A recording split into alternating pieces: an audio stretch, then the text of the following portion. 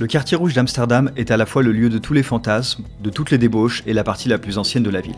Ce qui veut dire qu'à côté des nombreux sex shops, à côté des bars sportifs, des coffee shops bruyants, à côté des vitrines un peu glauques que l'on ne peut pas filmer par respect pour les prostituées, vous trouverez des monuments exceptionnels sur des canaux de toute beauté.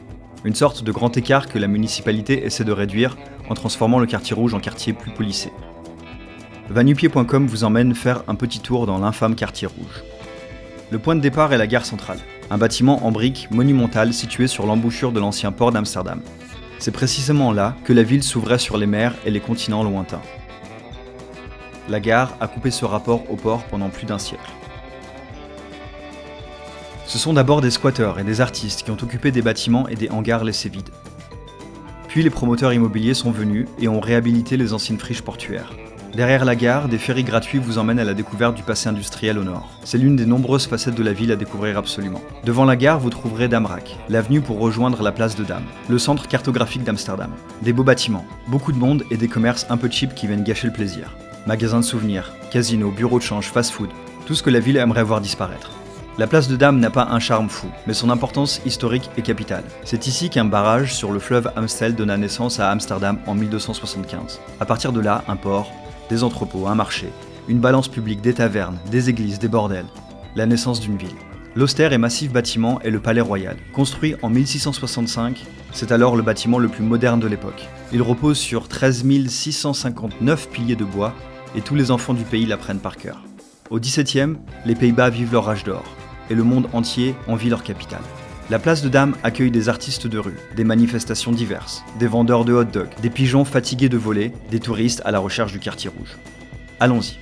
Dans les années 60, 70 et 80, les classes moyennes quittent la vieille ville délabrée. Les rats, les canaux sales, la criminalité, l'héroïne fait des ravages. Sur chaque pont, un dealer est posté prêt à vendre. Le cœur historique d'Amsterdam est le pire endroit où venir passer ses vacances en famille. C'est aussi là que la résistance s'organise pour éviter la destruction du centre voulu par la mairie. Là que les anarchistes luttent pour que la voiture ne remplace pas le vélo. Là que les squads voient fleurir des idées de mise en commun, d'entraide et de partage qui font aujourd'hui encore l'esprit d'Amsterdam. Le quartier rouge d'aujourd'hui est un peu l'enfant de celui d'hier, en moins trash et moins politisé. Il reste les coffee shops, nombreux et parmi les moins intéressants d'Amsterdam. Des pubs où les Anglais viennent se saouler. Des magasins de souvenirs made in China. Et puis beaucoup de godes en vitrine ci et là. Il y a heureusement d'autres choses à visiter. Ludekerk est l'église la plus surprenante de la ville. Une église-halle avec d'étranges proverbes gravés dans le bois des miséricordes. Il est possible de monter sur le clocher pour avoir une vue panoramique du quartier.